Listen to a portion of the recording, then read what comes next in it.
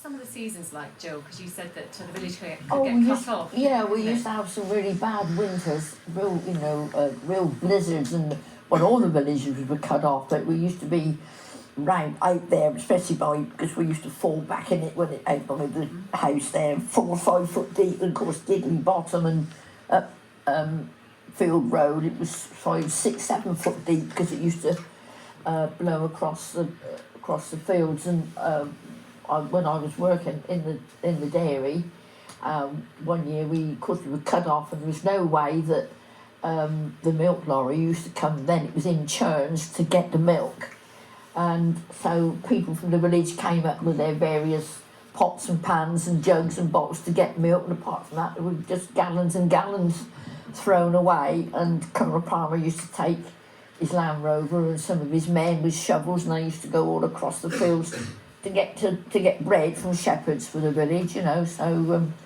but I mean we were sort of cut off for days. It wasn't a case of a field road. I mean, they used to scrape it, and it used to be about 6 foot high, and it was like walking through a wonderland, but you knew there wouldn't be any cars come flying down to knock you over, so you were quite safe to walk up there or let your dog run loose up there.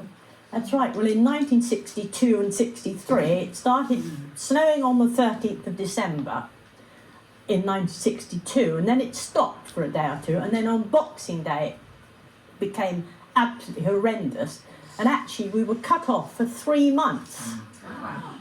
We think now if we're cut off for a couple of days, oh, isn't this awful?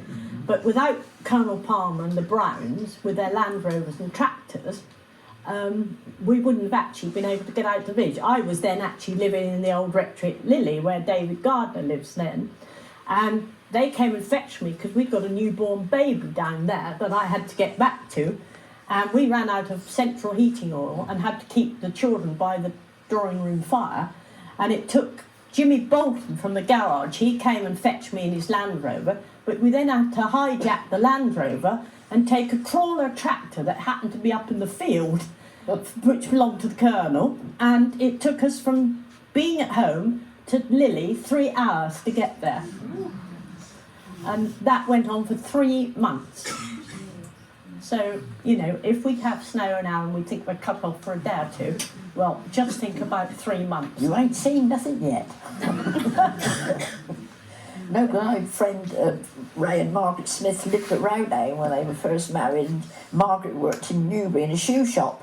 Of course, there was no phones and things then, down there, and of course she couldn't go to work. But when she eventually went back, the manager was going to sack her. He said, "Where have you been?" he said. She said, "Well, if you saw where I live, you know I haven't been to work." Of course, she had no way of letting him know, because there was no phone and there were no mobiles and things like that then, so... but she said he happened to come out there one day, and he said, "Oh God," he said, "I can see now." And she showed him some photos, because, you had no chance of getting out from anywhere, really. But anyway, we survived it all. We're still here to tell the tale. I think that's it for your slides, isn't it? Yeah, looks like it. Right. So has anyone got any other questions that they want to ask Jill or Jenny, or share any stories? When did the pub open? Can't hear, sorry. When did the pub open? Well, the pub's been there all my life, and in fact, in about the 1960s, the original headmaster of the school, who was a very good chap called Tom Blay, his son then took over the pub when he grew up. That leads back to Jill Hasn't Told You. She was actually a member of something called the Red Devils, the skiffle group. Yeah. And they were pretty good, actually, for the time of day. But, so yeah, all my life, I know, and my father's life, the pub's always been there. Yes, it was a Simmons pub, when I can remember. Then it was, I can remember yeah. It had a white picket fence all the way around it too, because sometimes on a Sunday we'd go up and Mum and I'd sit outside on the seat up there, and I'd have a lemonade and packet of crisps, and Mother with her glass of stout, and and that was your family treat, really. You thought that was marvellous. But tell us about the skiffle band, though, Jill. Well, that's don't know what to tell you. Well, there was Ray Smith and his cousin from Bean and another chap decided they wanted to start this skiffle group. They were at the pub one Saturday night and they kept saying, "We want somebody to play the washboard."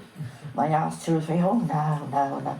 They said to me, I said, "Oh, give us it here." And that was it really. And we sort of, we played at several different pubs and I can remember we played here for somebody had a wedding reception. Shows you how hard up they were for some entertainment. We played here and we went to the Fuzz Bush because it's different now over the other side of Newbury, and we used to. Chap used to drive us, and we only had this little car. So when we went, I used to either Margaret sat on because she was courting Ray. She sat on my lap going, and I sat on her coming back because we had the tea chest in the back, which was the thing. And we went to. We used to play dances in intervals and things, and we were at Beaton playing a dance over there one night during the interval, and it was in the summer and it was very hot, and they had a stage and there was like a window, and we were playing away, and I was sat there with the washboard because Jeff Jacobs made me a thing that I could fit it on, so if you got it on your knee it kept slipping down. Anyway, and I was sat there doing this, and the chap next to me had his box with his broom handle and bing. And I'd been saying something to him, and I looked away and I looked again, and he disappeared, and the string had broke on the thing and he flew out the window, and there was a pair of feet. Ray said, "Where's Bill gone?" I said, "He's there." And we had some good laughs, I tell you. We used to go to the Langley Hall, it's not there now, it's a house, and you sit there and keep drinking and drinking. It's not till you get up to move, you think, "Oh dear." Anyway, we had some fun. Anyway, but we didn't make top of the charts or anything like that. No. Your other Too many good. Sorry. There weren't too many good back in the day. Pardon? No, didn't you? The cricket team, was it any good? Oh yeah. Well, there was a good cricket team here. Yeah, we even had a ladies' cricket team once, and we used to get a team up to play. And one morning, Jeff Jacobs' wife said, "Oh, she said, couldn't we play with a tennis ball?" I said, "We should be up in a woods looking for the ball if the men hit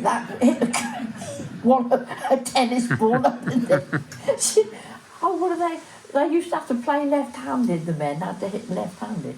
I was a bowler, and I forget who was, I can't remember now, but I do remember we playing once, and Rosemary Head's brother Ian, he was playing and he was wicket keeper and I was batting, and I swung the bat round and just about managed to miss his head rather than the ball. He said that was a close shave, wasn't it? Was that always just a cricket pitch, not a football? Yeah, no, it was. No, it was at the cricket pitch up the thing, and there used to be quite a lot. There was a good. Well, Jenny's dad played. And, Yeah, well, it was in a very important part of the village at that time. Stephen played for a bit. Ian's father played, Ian Brown's father, and all the men that worked on the farm the basically Trotmans played. the farmer. Sorry? Trotman. The Trotmans from Stanmore, and it was, again, a focus of village life, really. On a Saturday and a Sunday they played then. And for the children, we went up to play. I'm sure I played with Ian. I certainly played with Bunny Addis, who came to see us the other week, Ian. And it was a focal point of the village, really, to watch the cricket, but also for the children to go up and play. And again, the pub was there, so the men could get a beer, and so it was pretty important. But before that, the cricket, they used to play in front of what's now Hat Close. But again, very kindly, Colonel Palmer gave the field for the cricket, well, for all village functions, but particularly cricket, because he played for Hampshire, and he played it sometimes, as did Rosemary's brothers and several other people. Oh, yeah, well, so it was a pretty good cricket team. Stephen's dad, Doug played, and Doug and George. your uncle George, yeah.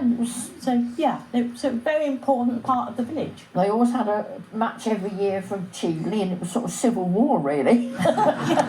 Nothing changes. No, we used to stand up and shout it up, and well, it was light-hearted, but there was a lot of banter going on. And, but, I know there was a post office, but was there a shop in the village? Where Yes, up Just round up where the behind bungalows you. are, just past the Jacobs, yeah. There is, and there was also, what I don't remember it like Jen, but there was also what used to be another chapel up there, but we just remember it as a great big place that Jeff stored all his, sort of a store, wasn't it, really? Yeah. But Sorry, yeah, where was the shop? Round the corner where the bungalows are, opposite the cricket field. It was Right. just up there. Oh, okay. Was it just a general store? Yeah. Granny Jacobs, as it was always known. Mum would say, go up to Granny Jacobs and get me a bag of flowers. And when was the garage actually here? When did it open? When did it close?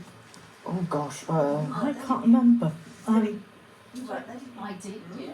Doing the petrol, I remember. I did. Formula 2 cars were Well, there. Libby, how old were you? Can you remember? I'm just trying to think. Probably, yeah, about 17, 16. You couldn't get anywhere, could you? Because there weren't any buses much. I thought, I don't know, in the sort of 50s, 60s, I can't Well, it must have been late in the 60s because, no, more 70s because Yeah. then Crichton Brown took it over for a bit. And they, Oh, it was going before the 60s. sorry? Yeah, It was going long. Oh, Yeah, exactly. yeah, I can't- Yeah. Was it a couple of pumps and yeah, a couple of pumps, yeah, the two petrol pumps right here. If any of you have ever seen Heartbeat, the television programme, and when they go to the pumps, well, that's just what it looked like just outside here. But then it was sad, really, because in the end it was just not viable to keep it going. And was But- it just here or was it up in Leeds? The garage was up just to the right of your cottage, Rachel, but the pumps were right down on the road. Sends it up. Yeah, and you rang a bell to say you were getting it. Was it up there? Well, No, you can't no, really, no, no, you it's, can't. it's up here behind the village Yeah, so the hall. pumps were out there and then you'd walk round the back. That's right. Back there to the Yeah, garage. the actual garage itself went that way, sort of from nearly where Denny's his house is, right across practically to Nicky's, and then there was another big place sort of just down where the other couple of houses are, and then the pumps are out here. And before the garage was there, was it just mine in Scotland, Jenny's house that was? Yes, Someone had just said it yeah, was just the that two one houses there. Yeah, the one where Jenny lives, there was a Mrs. Elliott, and her husband lived in it, and one of her sons was killed in the war. He was a rear gunner. In fact, his name's on a plaque just inside the church door as you go in on the left. There was one of the Fosters, wasn't it, got killed? No, the Brennans. Brennan, sorry, One and of the- Roger Elliott. Yeah. But the Elliots who lived up there, in fact, Mrs. Elliott was the old lady that Brian Bolton ran into on his bicycle. And I remember her and her husband on a Sunday. They used to get dressed up and they used to go, as they called it, for a walk up and round the lane and back round by the pub. But she walked and he had his best suit on, white pincers and a flat cap, and he rode his bicycle, but she walked, but they were going for a walk. Oh dear. Oh dear. I've just got one more question, I don't even know the answer to this. You mentioned there used to be a well down the road. Yeah. Someone's mentioned to me that there was a well, I don't know if you know this, where our house is. I don't know. A well? No, I don't remember a well there. Never heard of a well there. Yeah, okay. No, there was one up there because I remember my You granddad going up with the yokes and taking the buckets to get the water when he lived. I've never known a You well can up. actually still see where the well is up the village. It's opposite Carolyn and Andy's, and if you walk along the road, you'll see every year just drops down a little bit, and so you can actually see where that And was. there was one at Mel Green, wasn't Yeah, and then one at Bolton Row. There was And- one at Fairview, according to the deeds. Yeah, yeah. But I don't remember one being up there at all. No, I don't. Yeah, the only reason I was asking is the lady that used to live in the bungalow, who's obviously passed away, and she had a friend visit when we were renovating the house, and I came outside and there's a little old lady who called up and she said, we used to live here, and there used to be a well, and she started telling me stories Yeah, just about the I house. can't, like so- Gill, I can't actually ever remember I don't having been told. I'm not going to say there wasn't one there, but I don't ever remember one being there. Yeah. No. And the other thing they used to do when I was young, again, Stephen Brown's mother-in-law was Scottish, and she formed a Scottish dancing team, and Libby's mum and my mum and lots of And other me. women. Sorry? Me, I used to come as well. Yeah, they did Scottish dancing here once a week, which was very popular at the time, actually, very popular. And then as I became a teenager, again, the Cullimore family, they used to get up a dance for us teenagers about once a month, and we'd have people, small groups from Newbury come and play, and it was quite good fun. And yeah, so we've always been quite a busy village. There's always been a good village committee. It's always been a quiet village and friendly village and sort of no trouble, like now, no. Well, yes, you get the odd one, but I mean, nothing to do with anybody in the village, I mean, nobody's, well, there's one or two odd ones in the village now, but we won't go into that. When did main water come, Jill? Mate, oh God, you asked me something now, Mike. Yeah, when were the pipes, the ones that keep bursting? When were they laid? Well, quite a while ago, because they keep bursting. Well, it And it must gives have them been, something to do. we had a cold water tap when I was born in 1947, so it was here then. Just after the war. Although, I mean, it obviously was only in a few houses, because Granny up the road didn't have it, but we did in Melgreen. Yeah, I'd say we didn't have one in the house, but there used to be one just across the road, didn't there? Yeah, for you, but As when well I as was a well. born, Well, there was a well we which by we didn't then use, but there had wasn't. a cold Now water you say, tap I in do the sink. remember the tap being there, but Yeah. because I can't remember when we moved from up there up to the Manor Farm cottage, which was brand new when we moved, and of course going from somewhere where we only had sort of one room to live in and no proper kitchen or bathroom or anything in the loo down the garden, up there to a kitchen and a sitting room and a dining room and 3 bedrooms and a bathroom. I mean, God, we thought we were in heaven, up there. So, but and then we moved to Fairview because Colonel wanted where we lived for a cowman. And we lived there for I don't know, many years, and we moved out when the Colonel had the bungalow built for my mum and dad where Mike and Roe live now, and we moved in there, and my sister and her family had to move from where they were for another cowman into Fairview, and my dad came in one day and he said, I was up the road, he said, talking to Harry, he said, and the bloke pulled up in a van, and he said, excuse me, he said, can you tell me where Fairview is? He said, oh, I don't know. He said, do you know, Harry? No. He said, I said, I said, we've only lived there for about 12. And he didn't know where it was. He hadn't got a clue where it was. I remember, where were you? Oh, I didn't know what it was called. He said, I don't know what it was. Oh, dear. Still happens now. People ask for a house because there's no roads. Lived in all this time. I don't know half the house. Yeah, well, this is it. You don't sort of... and then people change names of houses because there again, one of Stephen Brown's relations, she moved into the bungalow down the way here, and oil lorry stopped one day and he said, excuse me, he said, I'm looking for a pond house.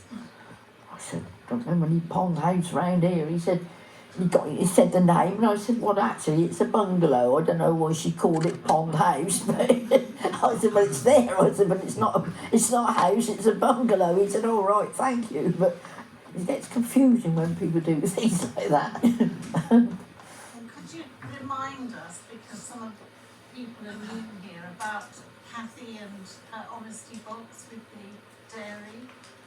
Yes, well, Gill worked there as well, but when they started making cream, you could go in. I used to do the cream when Gill was on holiday, but there was just a box and you could help yourself to the cream out of the fridge and put your money in and just go away again.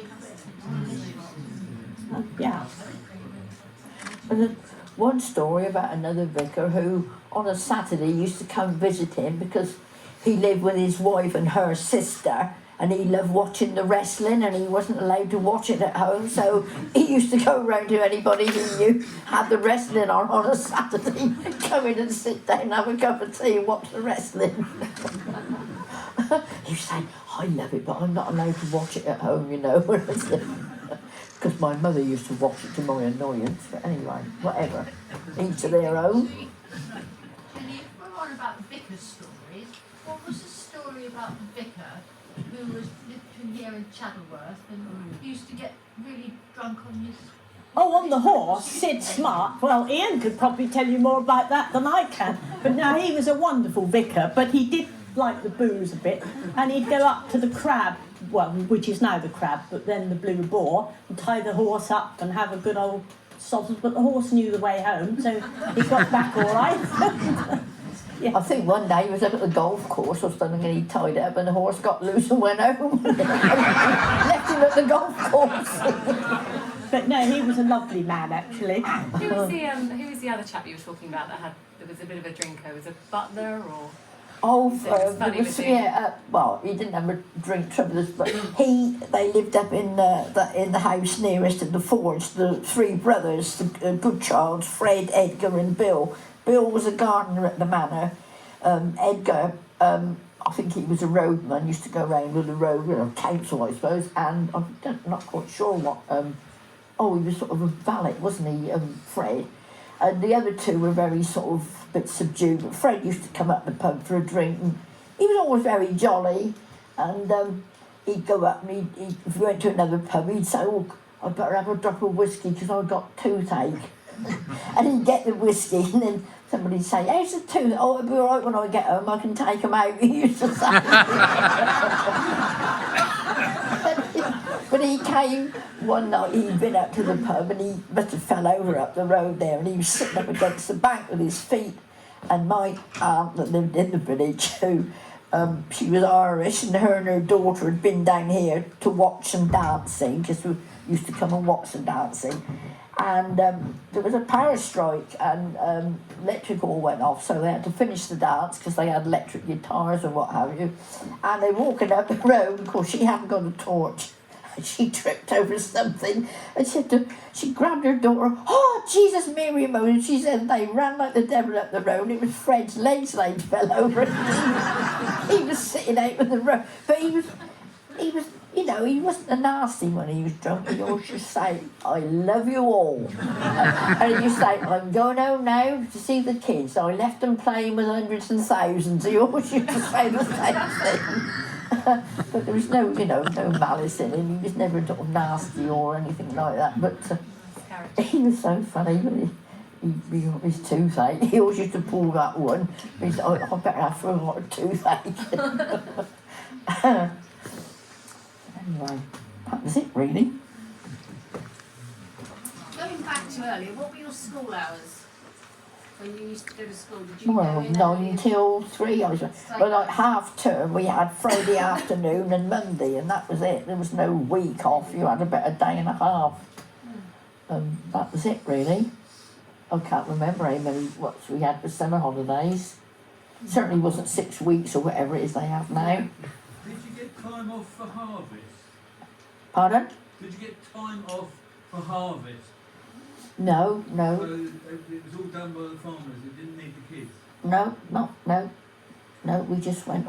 I do remember this time of Christmassy time we used to get sent out to cut holly and ivy, and then we used to have to paint the leaves silver and gold and the holly to decorate the church. I can remember doing that, which we all thought was quite good fun. Change from different, doing any proper work. What was the population of the village? Oh gosh, well I don't know. Might have been 100 if that, was there? Probably, I really don't know. I don't really remember. Not, well, as I said, there were only about 44, 45 houses in the village, so there wasn't sort of big families as such, was there not? No. I would think around about 100, I guess. I don't really know, but... I came here in '66, and most of the cottages were occupied by farm workers. Absolutely. Well, when we came in '66, and it was 125 number of people, and we made it. It was 100, and we made it 125 because we were a family of 5. That was in '66. For context, when we do leaflet drops around the village now, we do about 110, 120. So that's how many houses there are now sort of around people. Maze was early 80s. Yeah, well, Hat Close was the first lot of new houses built, weren't they? Because my grandparents, all the people that were in the thatched houses when they got condemned, were all put up into the new ones. Well, it was at Hat Close then. So that was however long ago it was. I can't remember now. Been to bed since then, as I say.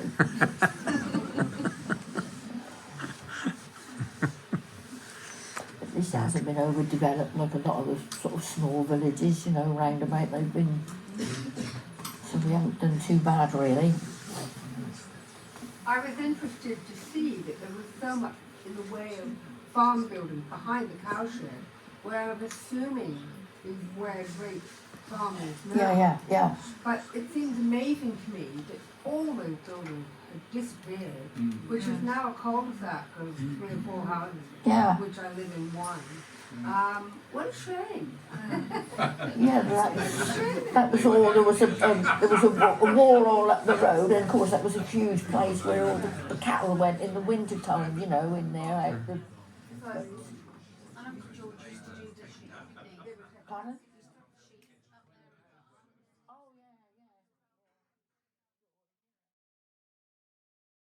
Jill and Jenny, thanks so much. It's been brilliant.